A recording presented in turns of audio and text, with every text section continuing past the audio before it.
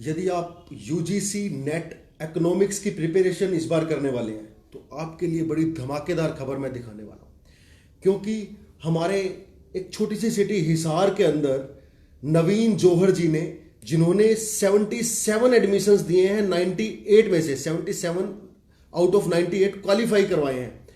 तो in personality से मैं आपको मिलवाने जा रहा हूं। गोपाली कम्युनिटी ऑफ इकोनॉमिक्स के मालिक श्री नवीन जौहर जी, जवाहर नगर हिसार से, जिनके पास हिसार से ही नहीं हरियाणा से और ऑल इंडिया से आज की डेट में स्टूडेंट्स आते हैं। पिछले साल भी इन्होंने ऐसा ही धमाका किया था, उससे पिछले साल भी ऐसा ही धमाका किया था, और इस बार 77 आउट ऑफ 98 क्वालिफाई करवाए, जिसके अंदर 8 जेआरएफ एडमिशन भी हैं।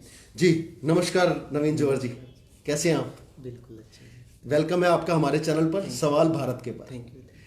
सर, आपने 77 एडमिशंस इस बार दिए 98 में से, तो ऑल इंडिया से आपके पास बच्चे आते हैं, अलग अलग लैंग्वेजेज होती हैं उनकी, तो कैसे आप ये सब कुछ कर पाते हो? सबसे पहले तो मैं आपकी पर्सनैलिटी, आप इतने सादे मिजाज के हैं और वो सब कुछ, क्या आपका थोड़ा सा इस बारे में बताइए कि लैंग्वेजेस का क्या मतलब, किस तरीके से आप इनको वो करते हैं, बार बार से इतनी दूर दूर से बच्चे जब आपके पास आते हैं तो? बच्चे ऑल इंडिया से मेरे पास आते हैं, थोड़ा तेज बोलिए। बच्चे ऑल इंडिया से मेरे पास आते हैं, लेकिन वो अभी जैसे उड़ीसा से भी थे, उड़ीसा से भी रहे हैं, आसाम से भी थे, तो ऑल इंडिया से बच्चे हैं, पंजाब से भी हैं, दिल्ली से भी है, चंडीगढ़ से भी हैं, बिहार से भी हैं। लेकिन सबसे बड़ा एक बात होती है कि बच्चों के जहन में एक प्यास है, और इधर मेरे जहन में एक प्यास है सिखाने की। तो जब हम कोई काम, जैसे मैं एक आपको बोलूं कि कंप्यूटर है, तो लैंग्वेज तो वो इंग्लिश है, लेकिन जब कंप्यूटर आपको दिखा दिया गया है तो लैंग्वेज मैटर नहीं करता है। तो वही बात है कि जब हम किसी काम को करने लगते हैं और उसमें डूबते हैं तो पीछे के तल जो है वो बिल्कुल ख़त्म हो जाते हैं और एक तल के ऊपर हम आ जाते हैं। तो इस वजह से जो बच्चे हैं वो इकट्ठे बैठ के काम करते हैं, उनका इकट्ठा रहना होता है, इकट्ठा खाना होता है, और मेरे को भी विश्वास नहीं होता। एक दो मेरे बच्चे पुराने होते हैं, वो बोलते हैं सर अब की स्टार्ट होता है तो कहते हैं जी अब की बार वाली क्लास पीछे वाली जैसी नहीं है। लेकिन जैसे ही उसका एक महीना निकलता है और एक महीने के बाद जो बच्चे मिलते हैं, तो जो बच्चे पुराने होते हैं वो लास्ट बार कह के गए थे मेरे को, कहता है जी उससे भी अब की बार तो बेटर हुआ है। तो क्या होता है, जब हम एक टारगेट लेकर के, सबके इंटेंशन से एक है, आपस में मिल के काम करते हैं, और जिस तरह से मैं करवाता हूँ उसमें एक दूसरे का कोलाब्रेशन चाहिए, तो वाजिब सी बात है कि आपस में प्रेम भी बढ़ता है, और सब्जेक्ट में जब बच्चे डूबते हैं तो राइज भी होता है, तो लेवल सबका पीछे के लेवल ख़त्म हो जाते हैं। और ये जो आप इतने इतने अच्छे एडमिशंस के जो क्वालिफाई करने का जो आपका रिजल्ट्स है, कैसे कर पाते हैं आप? ये थोड़ा सा इसको प्लीज़। देखिए, इसका कोई स्पेशल मेथड तो मेरे पास नहीं है, लेकिन मैं ये बोलता हूँ कि 5 महीने मैं डूब करके निकलता हूँ। सिर्फ एक बच्चे को क्लास में टीच ही नहीं करना है कि भाई मेरा तो घंटा हो गया, मैं घंटे नहीं देखता हूँ कि कितने घंटा हो गया कितना नहीं। एक मेरे को ये इंजॉय आते। अगर आप ये बात नुसरत साहब अगर होते उनसे पूछते तो वो 12-12 घंटे की रियाज करते थे। तो वो क्या है कि जब हम डूबता हूँ उस चीज़ में, फिर बच्चे को सिर्फ एक ये पढ़ाना नहीं है कि अब सब्जेक्ट, मैं ये सोचता हूँ ये सब्जेक्ट उनकी लाइफ में जाए। जैसे मैं आपसे एक एग्जांपल दे करके बात करूँ कि इस सब्जेक्ट के अंदर बच्चे मोस्टली ये सोचते हैं कि गवर्नमेंट जॉब होगा। तो बच्चा जब मेरे पास आता है तो यूजीसी नेट का बहाना ले करके आता है, क्योंकि उसका रिजल्ट है। लेकिन यहाँ पर आने के बाद में उसका जो मेरा थॉट है, उसके अकॉर्डिंग उसका थॉट ये चेंज होता है कि यूजीसी नेट तो जो मैं करवा रहा हूँ उस टोटल का सिर्फ 2% है। यानी कि मैं एक बात कहता हूँ कि रघुराम राजन जी ने एक बात कही थी कि इस कंट्री के अंदर इकोनॉमिक्स पढ़े हुए लोगों की बहुत कमी है। वो कमी इसलिए है कि हमारा जो एस्पेक्ट बन गया है, इवन इकोनॉमिक्स से मास्टर किए हुए स्टूडेंट की, इवन पीएचडी किए हुए स्टूडेंट की, कि वो हर चीज़ को अकाउंटिंग सेंस में सोचते हैं, वो उसको इकोनॉमिक्स की सेंस में नहीं सोचते हैं। जैसे मैं एक एग्जांपल दूं कि मान लीजिए आपने एक एप्पल का फ़ोन ले लिया, तो एप्पल के फ़ोन का कॉस्ट अगर 60,000 रुपये है और आप उससे काम बहुत ज़्यादा करते हैं, या आपने लैपटॉप ले लिया उसमें काम बहुत ज़्यादा करना पड़ता है, तो वो प्रोडक्टिव है, तो आपके 5 साल चलेगा, अच्छा प्रोडक्टिव रहेगा। एक आपने 20,000 का लैपटॉप ले लिया, वो दूसरे महीने ख़त्म हो जाएगा। तो अकाउंटेंट तो इसको ये देखेगा कि वो 60,000 वाला महंगा है, लेकिन इकोनॉमिक्स का आदमी ये देखेगा 60,000 वाला सस्ता है। तो मेरे कहने का मीनिंग है, आज भी मेरे सर से मेरी बात हो रही थी, मैडम से यूनिवर्सिटी के अंदर, तो मैं यही बात उनसे डिस्कस कर रहा था कि हमारे प्रॉब्लम ये है कि इकोनॉमिक्स पढ़ा हुआ आदमी सेंस अकाउंटिंग रखता है, यानी मैं ये कहना चाहता हूँ कि उसका अकाउंटिंग सेंस चेंज नहीं हुआ है। तो जब बच्चों को मैं इकोनॉमिक सेंस पे लाता हूँ तो उनको लगता है कि हाँ, ये सब्जेक्ट सिर्फ एक जॉब ओरिएंटेड नहीं है, ये सब्जेक्ट ऐसा है जो जॉब क्रिएट करता है, क्योंकि इसके अंदर आप वेस्ट के कंसेप्ट देखिएगा।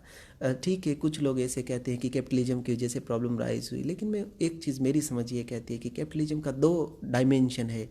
एक तो इंडस्ट्रियल कैपिटलिज्म है, दूसरा है मार्केट कैपिटलिज्म। जब मार्केट कैपिटलिज्म पे चीज़ें आती है तो एफिशिएंसी बहुत आती है। तो मेरे बच्चे का जो ओरिएंटेशन है, मैं ये रखता हूँ कि आप नेट के बाद क्या करना है, यानी इस सब्जेक्ट में ऐसे वो मेथडोलॉजी हैं, इकोनॉमिक मॉडल है कि हम सोसाइटी में क्या क्या चीज़ें डाइवर्सन कर सकते हैं। यानी कि हम पढ़ते हैं जर्नली कि 29 का जो क्राइसिस था उसमें सबसे बड़ी एक प्रॉब्लम ये रही कि वहाँ डाइवर्सिफिकेशन नहीं था, जो लोग चीज़ें अलग अलग प्रोड्यूस नहीं करते थे। तो ये जो मैं मेन एक सब्जेक्ट का मेरा मूल ये रहता है कि मैं जीरो से स्टार्ट करूं, बिल्कुल जीरो से।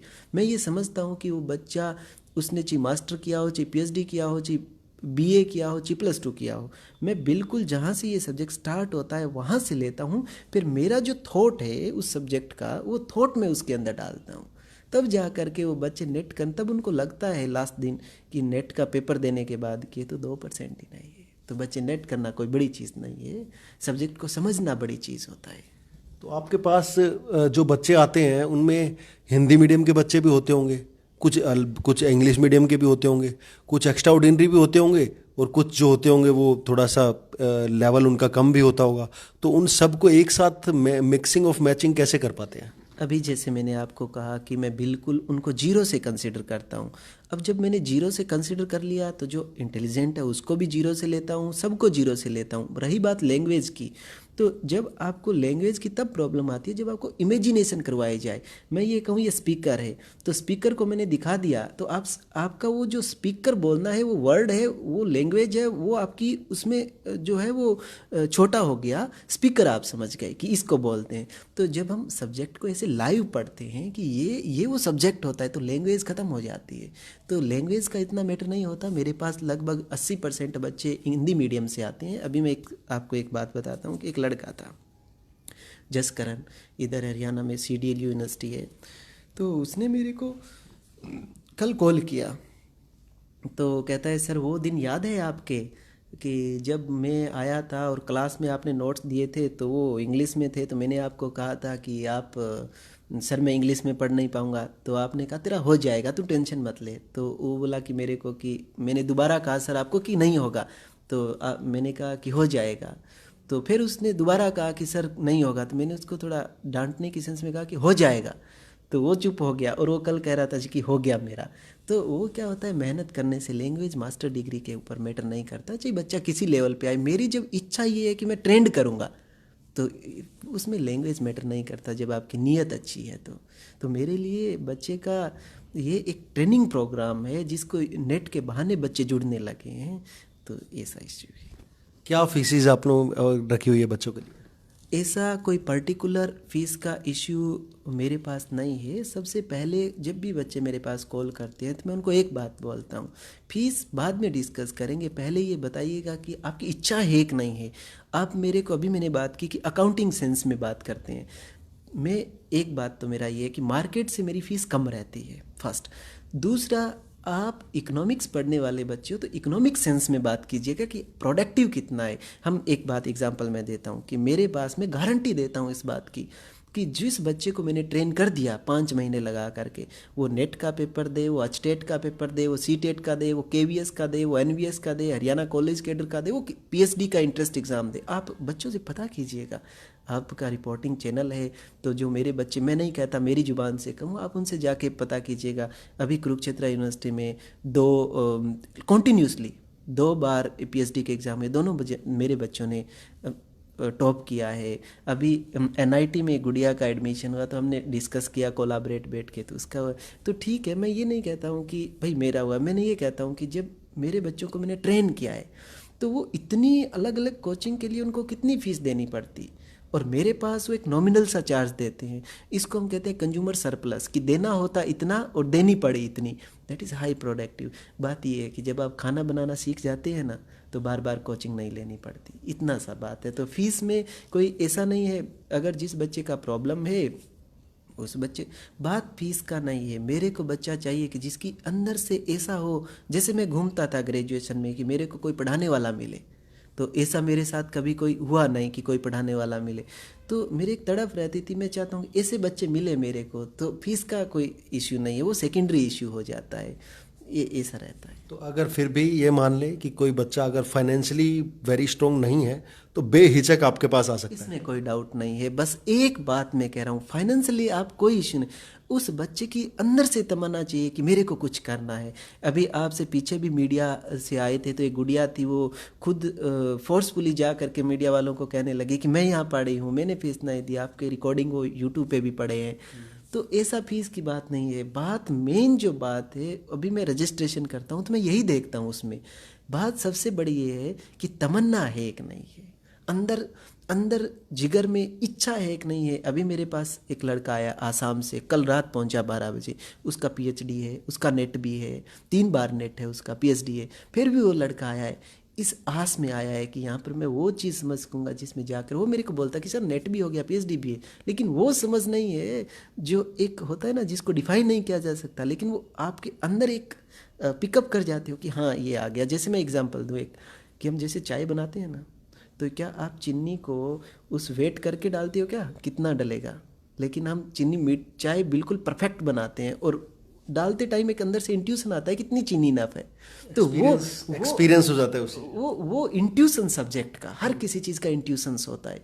वो इंट्यूशन जब आपके अंदर आ जाता है तो सब्जेक्ट आपको ये लगता है कि अब ये किधर भी जाए, बुक्स भी किधर जाए, बुक्स के फंडामेंटल। वो एक हमारे लुकास क्रिटिक है, तो रॉबर्ट लुकास का, तो बड़ा अच्छा कहता है कि जितने भी इकोनॉमिक्स में मॉडल है, ये सारे मॉडल और जितना भी मैथमेटिकल है, ये कोई काम का नहीं है। और ये भी हकीकत है, क्योंकि जो ओरिजिनल इकोनॉमिक्स है that can't be define, it's can be realised. जो वेरिएबल आगे क्या हैपेंड होगा, वो जो सारे मॉडल है उस पर फ्लॉप हो जाते हैं। और रॉबर्ट लुकास का ही उसने बॉटम लाइन ये लिखी है, और मैं बच्चों से डिस्कस करता हूँ तो लास्ट दिन हम इसी बात पे पहुँचते हैं कि यस, कि जो भी इकोनॉमिक्स में लिखा गया वो इकोनॉमिक्स नहीं है। Economics is something that can't be defined but can be realised. Yes. तो मीन्स हम सिंपल भाषा में हम लोग तो ये समझ सकें कि बच्चा, कोई भी स्टूडेंट आपके पास आता है तो वो फिर उसके लिए इकोनॉमिक्स जैसे ऐसा होगा जैसे वो चाय बनाता है, राइट? बिल्कुल, वो इंट्यूशंस होता है ना, कि कई बार हम देखते हैं कि एक्सपर्टीज हो जाता है। एक तो आप म्यूजिक सीखते हो, एक म्यूजिक सीखते सीखते आपके अंदर से निकलने लग जाता है। तो वो अब्दुल जो आया है आसाम से, वो मेरे को ये कहता है कि जी वो बात नहीं बनी जो अंदर से आता है, दैट्स द इश्यू। वो बन जाए मेरे बच्चों को। और मैं ये चाहता हूँ, इस सब्जेक्ट का बहुत हालात ख़राब है कि इस सब्जेक्ट को एक बिजनेस मॉडल बना लिया है इकोनॉमिक्स के अंदर। सब्जेक्ट में बच्चे को ऐसा बताया जाता है कि ये सब्जेक्ट बहुत टफ है, ये सब्जेक्ट मत लीजिएगा। मैं एक चीज़ इस्टेब्लिश और दिखा देना चाहता हूँ कि ये सब्जेक्ट टफ नहीं है, ये सब्जेक्ट बच्चे की लाइफ चेंज कर देगा। अगर इस सब्जेक्ट को बच्चा ले लेता है और एक इतना प्रॉपर समझ से देखता है, तो उसका ना सिर्फ economic, international relation, geopolitical strategy, history, mathematics, और वो सारा कंबाइन करके उसके ग्लोबल लेवल पे इतना वाइड उसका एक्सपोजर होगा, तो दुनिया की चीज़ें समझ आने लग जाएगी। अभी मैं बताता हूँ, मेरे पास अंडर ग्रेजुएट के भी बच्चे आते हैं, जिनमें कुछ 1-2 बच्चों का अभी नेट भी हुआ है, अंडर ग्रेजुएट में बीए के बच्चे हैं, तो नेट भी क्वालिफाई करते हैं।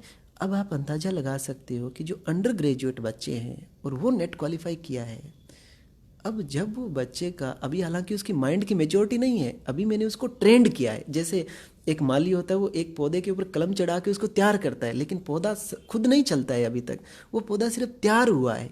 तो अंडर ग्रेजुएट बच्चे का माइंड, उसका आप बात करोगे तो आपको बच्चे जैसा लगेगा, लेकिन मैंने उसको तैयार किया तो पेपर क्वालिफाई कर गया नेट का। लेकिन आप अंदाज़ा लगाइएगा कि जब वो माइंड से मेच्योर होगा और ये समझ उसके अंदर है, तब उसका एक्सपोजर कितना बड़ा होगा।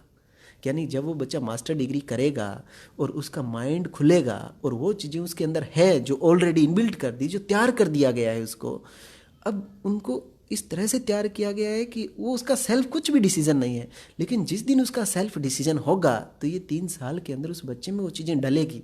तो मैं सोचता हूँ कि वो जो एक पौधा मैंने लगाया है वो बड़ा लार्ज स्केल पे फ्रूट देगा आगे आने वाले दिनों में। मैं 5 साल बाद आपसे मिलूँगा तो आप देखिएगा कि वो बच्चा कहाँ जाएगा।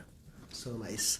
सो अभी जैसे मैं देख रहा हूँ कि इस साल आपने 100 नियर अबाउट 98 बच्चों को आपने इस बार कोचिंग दिया। उससे लास्ट ईयर में आपके कुछ शायद 80 स्टूडेंट्स थे आपके पास, उससे पहले कम थे। तो रेगुलरली ये जो स्ट्रेंथ बढ़ रही है, तो जिस तरह का इस बार आपका रिजल्ट आया है तो वेरी श्योर इस बार स्ट्रेंथ में भी डबल हो जाने वाली होएगी। तो आपके पास इंक्वायरीज तो होंगी ही सही। तो उन सब इतने सारे बच्चों के रहने के लिए या हॉस्टल फैसिलिटी वगैरह भी आप अवेल कराते हैं? आपने 2 बातें कही कि स्ट्रेंथ तो बढ़ेगी, फ़ोन कॉल्स बहुत आ रही। अब मेरा बच्चों के अंदर धीरे धीरे जो बात फैलने लगी है ना, वो जो बच्चे मेरे पास कॉल कर रहे हैं, ठीक है, उसमें मेरे को ये लग रहा है कि 40% तो ये हैं कि वो रिजल्ट देख के कर रहे हैं। अभी मैं आप आए थे तो रिजल्ट तैयार ही कर रहा था, इवन अभी तक मैं पब्लिश भी नहीं कर पाया हूँ, 2 दिन हो गए हैं क्योंकि सिस्टम में बहुत बिजी है। तो मेरा इतना एस्पेक्ट भी नहीं होता कि मैं चीज़ों को पब्लिक के सामने इतना एक्सपोजर दूँ, लेकिन कई चीज़ें मिनिमम स्केल पे आपको करनी पड़ती है। तो मैं अभी उसको डिटेल में तैयारी कर रहा था कि जिनको देना है वो पब्लिश करते हैं उनको, तो उसका सारा रोल नंबर फ़ोटो वगैरह उनको मैं अभी हैंड ओवर कर दूंगा। तो मेन जो चीज़ मैंने ये देखी है कि कितने स्ट्रेंथ होगा कितना नहीं होगा, वो तो मेरा जो एक ग्रुप है डिसीजन मेकिंग का, तो मिलके डिसीजन लेंगे। और रही बात हॉस्टल की, तो हॉस्टल का हम एक लार्ज स्केल पे वर्क कर रहे हैं और अभी जो बच्चे आ रहे हैं उनका हमारा अरेंजमेंट हमारे पास है। इन फ्यूचर हमारा अरेंजमेंट चल रहा है, वर्क जो है वो प्रोग्रेस में है। तो ये जो अभी 77 बच्चों का जो अभी क्लियर हुआ है, और पहले भी लास्ट ईयर 64 बच्चों का क्वालिफाई हुआ था, तो क्या विजन है उन बच्चों के लिए? वो आगे जाके किस तरह का परफॉर्म कर पा रहे हैं या करेंगे? मेरे एक भाई हैं जो प्रोफेसर भी हैं अभी, गुरनाम चंद, तो मैं अक्सर उनसे बात करता हूँ और वो भी मेरे को कहते हैं कि ये जो बच्चे अपने अपने बच्चे निकल रहे हैं उनके लिए अब हम बहुत जल्दी एक अलुमनाई मीट करेंगे और उनसे हमारे माइंड में कुछ आइडियाज़ है कि अगर इन बच्चों को हमने नेट करवा दिया तो ये करने के बाद इनका डायमेंशन अभी भी पूरा नहीं होगा। हम ये चाहते हैं कि इन चीज़ों से मैं अकेला कुछ जनरेट नहीं कर सकता हूँ। हम इस सब्जेक्ट को अगर रिवाइव कर पाएंगे तो मेरे बच्चे बन गए हैं उस लेवल के, तो आगे आने वाले दिनों में मेरे माइंड में ऐसा कंसेप्ट है कि हम एक टीम वर्क तैयार करेंगे जिसमें अलग अलग लेवल पे बच्चे हैं जिनका जैसा लेवल है एक डिसीजन में जो पढ़ाने में, उनमें हम एक लार्ज स्केल पे जाएंगे और उन बच्चों का हम बहुत जल्दी उनको एक टेबल पे लाने वाले हैं। तो हम ये सोचते हैं कि जो बच्चा हमारे से निकला है वो आगे, उसको हम इकोनॉमिक्स में बोलते हैं, अभी तक तो मल्टीप्लायर चल रहा था, यानी कि गवर्नमेंट एक्सपेंडिचर करती है तो वो मल्टीप्लायर वर्क करता है, फिर गवर्नमेंट एक्सपेंडिचर से डिमांड बढ़ता है तो इंड्यूस इन्वेस्टमेंट अपने आप होने लग जाता है, उसको हम एक्सेलरेटर बोलते हैं। तो ये जो मेरे बच्चे हैं ये एक्सेलरेटर का काम करेगा और मल्टीप्लायर और एक्सेलरेटर बन के क्या ग्रोथ होगा और क्या इस सब्जेक्ट के प्रति डायमेंशंस फैलेगा, उसका विज़न मेरे माइंड में है। कि मैं ये नहीं चाहता हूँ कि देखिए हमने वेस्ट में पढ़ा है रूजवेल्ट के टाइम कि पीपल्स गिव्स टू सोसाइटी। अगर सोसाइटी, मेरा ये कंसेप्ट है, मेरी ये समझ है, अगर सोसाइटी अच्छा होगी तो मैं बेहतर होऊंगा, सोसाइटी को मैं कुछ दूं तो मैं बेटर होऊंगा। ये कंसेप्ट इंडियन थॉट में भी, इंडियन एंशियंट इंडिया पढ़ के आप देखिएगा यही थॉट होता है। तो peoples gives to free service, west के अंदर तो ये कंसेप्ट है। तो हम ये सोच रहे हैं कि मेरे बच्चे कल को जिस डायमेंशंस पे जाएंगे एंड ये सब्जेक्ट में लोग प्रेम करेंगे। देखिए जब तक इस सब्जेक्ट का कंसेप्ट माइंड में नहीं बैठेगा बच्चे के, तब तक हमारा ओरिएंटेशंस इकोनॉमी में, एम्प्लॉयबिलिटी, बच्चे बोलते हैं, आपने सुना है कि गवर्नमेंट एम्प्लॉयमेंट नहीं दे रही है, ऐसा सुनते हो। मैं एक बात आपसे पूछता हूँ, आपने ये कपड़े ड्रेस डाल रखे हैं, माइक हैं आपके पास, सब हैं, ये इंस्ट्रूमेंट है, कितना गवर्नमेंट ने दिया है इसके अंदर से? नहीं दिया है ना। लेकिन पब्लिक क्रिएट्स इट्स, तो हमें ये कंसेप्ट जनरेट करना पड़ेगा कि वी कैन क्रिएट, लेकिन उस कैसे क्रिएट करें, कहाँ से क्या मैकेनिज्म लगाएं, वो चीज़ इकोनॉमिक्स में है। Is just like a oceans and so beautiful. मैं कहता हूँ कि मालिक ने एक डायमेंशन दी कि मैं इस सब्जेक्ट को पढ़ पाया। तो अभी जो कंट्री की, देखिए हो गया वो सब कुछ आपने बताया, और भी बच्चों का, जो आपके बच्चे अभी अवेलेबल हैं यहाँ पर, एक आध बच्चे से हम लोग थोड़ा सा अभी कुछ पूछ सके। एक बच्चा था तो वो अभी सत्संग में कहीं गया हुआ था। अच्छा, ओके। बड़ा सीधा साधे, तो अभी वो आया था तो उसने अपना रिजल्ट भी चेक नहीं किया था। तो पहले मेरे को लग रहा, मैंने जो ट्वीट किया है उस ट्वीट के अंदर मैंने 76 बच्चों का बोल दिया था। तो अभी वो आया तो आ करके मैं चाय बनाई तो बैठे हुए थे, तो मैंने कहा सोनी तेने रिजल्ट देखा है? तो क्योंकि वो सत्संग में था तो उसका फ़ोन वगैरह बंद कर देते हैं 5-6 दिन के लिए। तो कहता है जी अभी देखा है, मैं मार्केट से आया तो कहता है जी अभी देखा है और मेरा भी हो गया है, तो जनरल कैटेगरी में। तो इसलिए मैं इसको रेक्टिफाई कर रहा हूँ कि ये 77 हो गए हैं टोटल। तो आप उनसे भी बात कर सकते चलिए, हो। मैं उनसे ज़रूर बात करूंगा। अब जब इतना डिस्कस हम कर ही रहे हैं, तो ये जो आप इकोनॉमिक्स से हैं, देखिए मैं तो उस सब्जेक्ट से ज़्यादा हूँ नहीं, लेकिन जैसे मैं थोड़ा बहुत जाना अभी, तो ये जो आजकल कंट्री की इकोनॉमी जो नॉर्मली नॉलेज में आ रही है कि डाउन चल रही है, तो उसके बारे में भी आपकी कोई राय है? हाँ जी, ऐसी बात नहीं है कि इकॉनमी ठीक है। ऑफिशियल डेटा हमें शो कर रहे हैं कि ग्रोथ रेट जो सेकंड क्वार्टर का है वो 4.5 रहा है। लेकिन मेरी समझ ये कहती है कि इसमें कोई ऐसा नहीं है कि कोई गवर्नमेंट की पॉलिसी का ज़्यादा इफेक्ट हो रहा है, क्योंकि डिमोनेटाइज था उसका शॉर्ट टर्म इफेक्ट होता है, जीएसटी का भी इतना।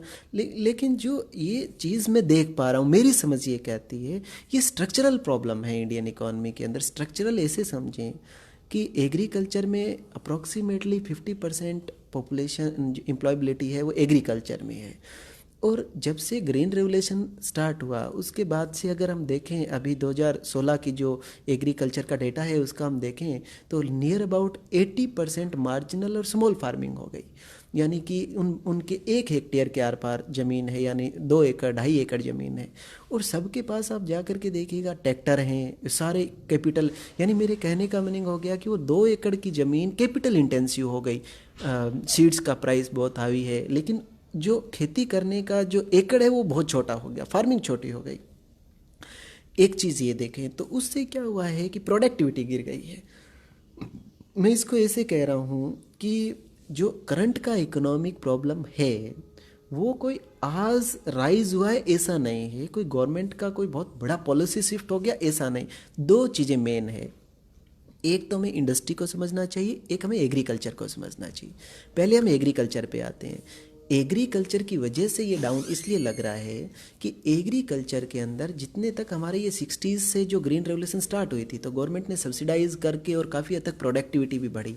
लेकिन अब 80% मैंने आपको बताया कि मार्जिनल फार्मिंग हो गई, स्मॉल और मार्जिनल।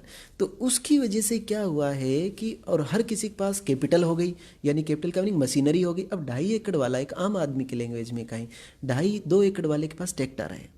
अब एक ट्रैक्टर आपके 40-50 एकड़ में काम चल सकता है। अब 2 एकड़ वाला आपका ट्रैक्टर लिए खड़ा है, उसके पास हैरो है, उसके पास सारे इक्विपमेंट है, तो महंगा पड़ेगा, कॉस्ट महंगी पड़ेगी, उसके ऊपर इंटरेस्ट रेट महंगा पड़ेगा, तो इनकम तो उसकी वहाँ चली गई। तो वाजिब सी बात है उसकी परचेजिंग पावर गिर गई। परचेजिंग पावर गिरने की वजह से वो खरीद नहीं पा रहा है। तो आपने देखा होगा कि अभी पीछे रिपोर्ट आई थी कि पार्ले का जो बिस्किट है उसकी डिमांड कम हो गई, जो 5 रुपए का आता है। इसका मीनिंग हम समझ सकते हैं कि एग्रीकल्चर के अंदर जो पिछले 15 साल में जो इनकम बढ़नी चाहिए थी वो नहीं बढ़ी। क्यों नहीं बढ़ी? उसमें कोई गवर्नमेंट का ऐसा पॉलिसी नहीं है। जैसे मैं पब्लिक डोमेन में ये बात कह रहा हूँ और पूरी दावे के साथ कहता हूँ कि गवर्नमेंट की पॉलिसी की वजह से ऐसा नहीं है। गवर्नमेंट लोगों के पैसों से कब तक एमएसपी हाई देगा? लेकिन प्रॉब्लम है कि किसान की प्रोडक्टिविटी गिर गई। आप एक फ़ोन खरीदते हो, एक बार 1000 का होता है, दूसरी बार वो 900 रुपये का आ जाता है। हर चीज़ प्राइस डाउन जाते हैं। गेहूँ का प्राइस अगर आप देखो तो हर टाइम वो आपको इंक्रीमेंट मिलता है। लेकिन आप गवर्नमेंट अपने साइड से, अब डेमोक्रेसी है तो उसके अकॉर्डिंग चलना पड़ता है। लेकिन मैं मेन सेंस आपसे ये देख रहा हूँ कि वह प्रोडक्टिविटी गिर गई, उसकी वजह से उनका जो इनकम है वो गिरता जा रहा है। तो हमें गवर्नमेंट को, जो गवर्नमेंट पॉलिसी अडॉप्ट भी कर रही है, देखिए हमारी इकोनॉमी के अंदर एग्रीकल्चर में डाइवर्सिफिकेशन करना पड़ेगा। जैसे आपके एकड़ ज़मीन है तो आप कोई लेसिस बनाएं, एलईडी लाइट बनाएं, आप कोई इतनी चीज़ें हैं वो बनाएं, कोई इन्वर्टर की बैटरी बनाएं, तो आपकी फार्मिंग होगा। वो जब एक आदमी खेत जोतेगा, आपकी ज़मीन मान लीजिए मैंने लिया, उसका ज़मीन मैंने लिया, तो मेरे पास 100 एकड़ 200 एकड़ ज़मीन हो गई। अब मेरे पास 2 ट्रैक्टर इनफ है, मैं ड्रोन से स्प्रे करूँगा, मेरी कॉस्ट बहुत कम बैठेगी। जैसे मैंने आपको कहा कि अभी आईफोन अगर यूज़ करते हो तो कॉस्ट बहुत कम हो जाती है। तो लार्ज स्केल पे फार्मिंग होगी तो एग्रीकल्चर के अंदर जो मशीनरी वगैरह है उसका यूज़ एफिशिएंट यूज़ होगा तो कॉस्ट कम हो गई, और कॉस्ट कम हो गई और वाजिब सी बात है जब लार्ज स्केल पे खेती करें तो प्रोडक्टिविटी बढ़ेगी। उसी को प्रॉफिट कहते हैं कि आपकी कॉस्ट कम हो और रेवेन्यू ज़्यादा जनरेट हो, तो प्रॉफिट तब किसान का बढ़ेगा और उसकी वजह से डिमांड बढ़ेगी और इकॉनमी में अप जाएगा। इतनी तक आज से अगर मैं 10 साल पहले की बात करूं तो इस कंट्री में हमेशा सप्लाई साइड की प्रॉब्लम रही है, लेकिन अब हम देख रहे हैं कि डिमांड साइड की प्रॉब्लम है। एक चीज़ तो ये जो एग्रीकल्चर का मैंने बात किया, और उसका से स्ट्रक्चरल प्रॉब्लम है, कोई पॉलिसी नहीं है गवर्नमेंट का। दूसरा अगर मैं आपसे बात, गवर्नमेंट ने पॉलिसी अडॉप्ट भी कर रखी है, जैसे आप देखो कि ये मुद्रा योजना है, गवर्नमेंट उनको फाइनेंसिंग दे रही है, और भी बहुत योजनाएं। तो दूसरा अगर हम देखें इंडस्ट्रियल सेक्टर में तो ग्लोबल लेवल पे अनसर्टिनिटी बहुत है, जैसे देख रहे हो ट्रेड वॉर चल रहा है, और अमेरिका का सेंट्रल एशिया के अंदर जो अभी बैलेंस है वो सही नहीं बना हुआ है। तो ग्लोबल लेवल पे एक अनसर्टिनिटी है, अनसर्टिनिटी की वजह से एक्सपेक्टेशन थोड़ा सा नेगेटिव बना हुआ है ग्लोबल लेवल पे। आप देख रहे हो ना कि अगर आपके पास आज 1 लाख रुपया है, आप किसी को अगर देना चाहोगे तो वो आपको 1 रुपया भी ब्याज नहीं देता है। इसका मीनिंग क्या है कि जब अब इकोनॉमी में पैसा तो बहुत है लेकिन उसकी डिमांड नहीं है, इसलिए इंटरेस्ट रेट डाउन हो गया, उस वो इंटरेस्ट रेट डिस्काउंट हो गया, यानी आपके पास पैसा तो है, कोई लेने वाला नहीं है, इसलिए इंटरेस्ट रेट डाउन आ गया है। हम जनरली ये सोचते हैं कि इंटरेस्ट रेट डाउन होता है तो इकॉनमी बढ़नी चाहिए, लेकिन अब इंटरेस्ट रेट भी डाउन है और इकॉनमी नहीं बढ़ रही। इसका मीनिंग है कि एक्सपेक्टेशन नेगेटिव होने की वजह से, ग्लोबल लेवल की ग्लोबल सिनेरियो की वजह से एक्सपेक्टेशन ऐसा बन गया, उसकी वजह से इंटरेस्ट रेट डिस्काउंट है। तो मैं ये समझता हूँ कि करंट का जो सिचुएशन है वो कोई पॉलिसी और ऐसा नहीं है, और ऐसा नहीं है कोई स्लो डाउन है।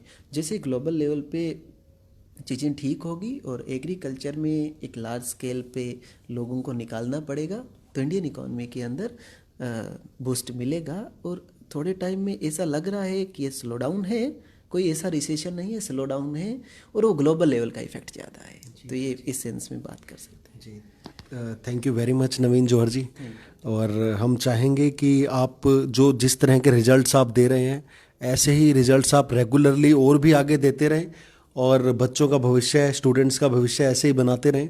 इसके साथ ही मैं वो चाहूँगा आपका जो भी, हाँ जी बताइए। मैं आपको कहना चाहता हूँ, मैं तो रिजल्ट देने वाला कौन हूँ, मेरे बच्चों की मेहनत है और गॉड की ब्लेसिस है कि जो वो चीज़ें मिलती है, सब मिल के काम करते हैं, ऊपर से मालिक अगर अच्छा चाहता है तो रिजल्ट अच्छा आएगा। बाकी मेरे लिए रिजल्ट को ये क्वालिफिकेशन कर जाना ये मैटर नहीं करता, मेरे लिए रिजल्ट उस सिखाने में ही आ जाता है। मेरे को पता है जिस बच्चे का भी नहीं भी हुआ है ना, तो भी मेरे को पता है उसकी समझ कितनी है, लेकिन ये नेट होना उसको मैं एक नॉमिनल वेरिएबल बोलता हूँ। तो दुनिया में नॉमिनल वेरिएबल भी ज़रूरत होता है लेकिन रियल वेरिएबल से ज़्यादा नहीं। तो ये ठीक है। Thank you very much sir, आपने मेरे को समय दिया। इसके अलावा वो आपके जो कोई स्टूडेंट अभी हो तो उन्हें ज़रा भेज दीजिए, ज़रा हम 2 मिनट बात कर लेते हैं। आइए सर 2 मिनट प्लीज़, आप बात कर लीजिए। आ जाओ। जी, क्या नाम है आपका? मेरा नाम अश्विनी कुमार है सर। अश्विनी कुमार। तो कितने मंथ से आपने ट्रेनिंग या इनके साथ किया है?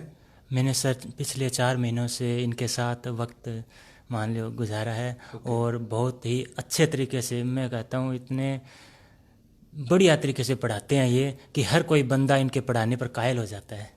सच में मैंने अपने दिल से, दिमाग से मैं इतना कैसे थे आप? मतलब आपको मैं, अगर एक होता है ना कि बच्चे भी एक क्लास में टॉपर्स होते हैं, कोई मीडियोकर होता है, कोई लोअर होता है, तो आप किस लेवल पर समझते थे अपने आप को?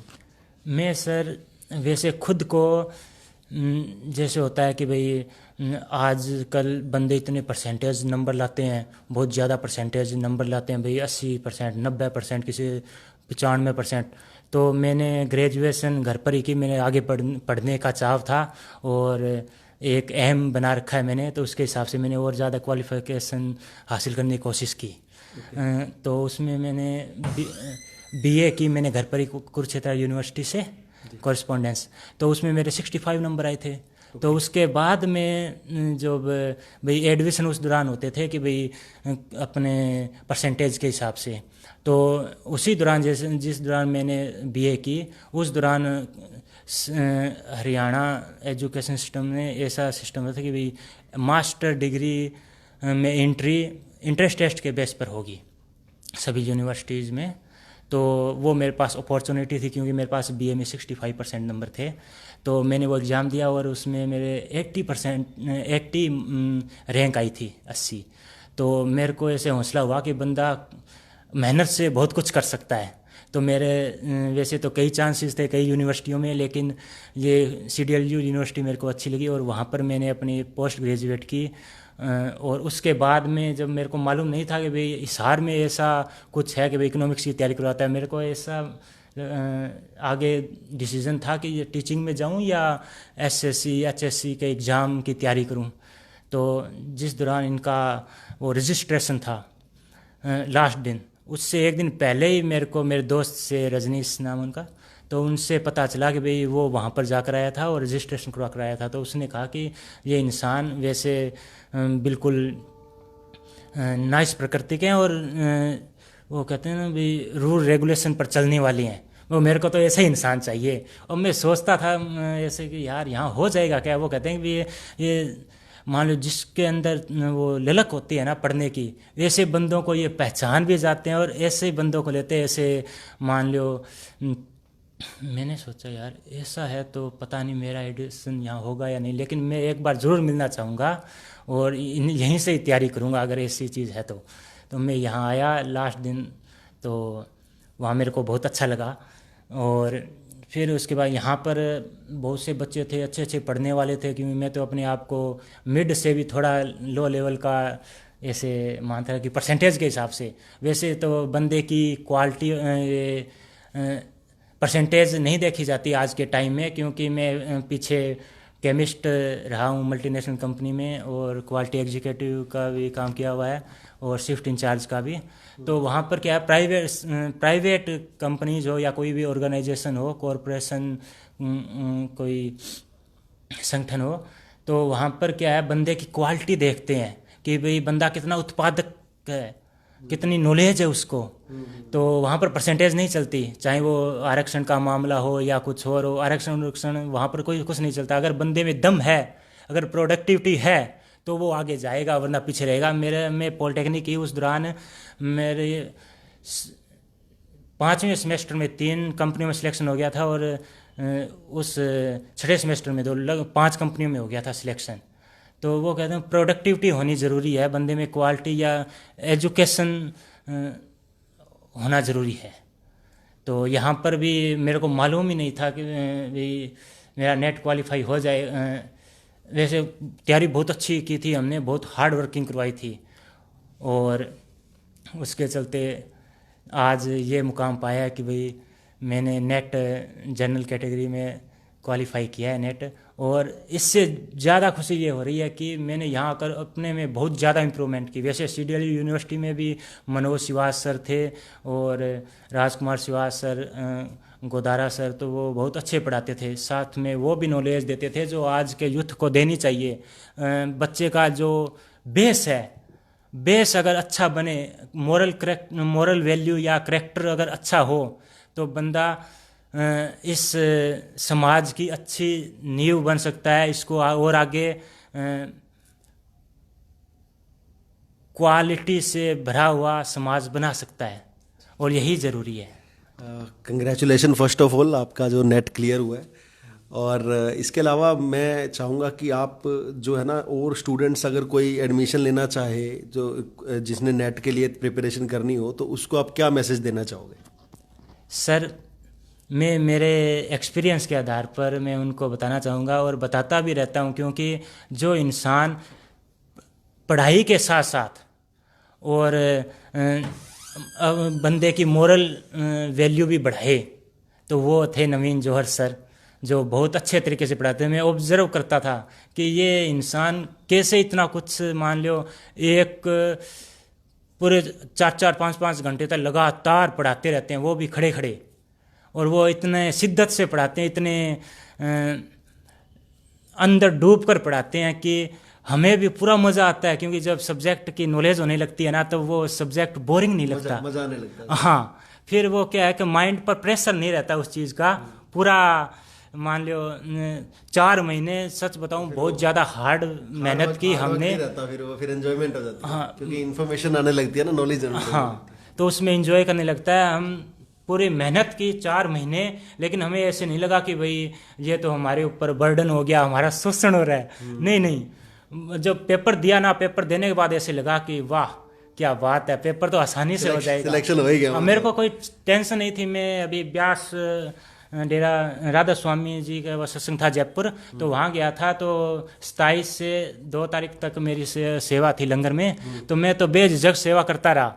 और कब 31 तारीख को रिजल्ट आ गया ये भी नहीं मालूम, क्योंकि वो मोबाइल भी पहले जमा करवा देते हैं सिक्योरिटी के हिसाब से, या वहाँ का सिस्टम बिगड़े ना, तो इस हिसाब से पहले ही मोबाइल जमा करवा देते हैं।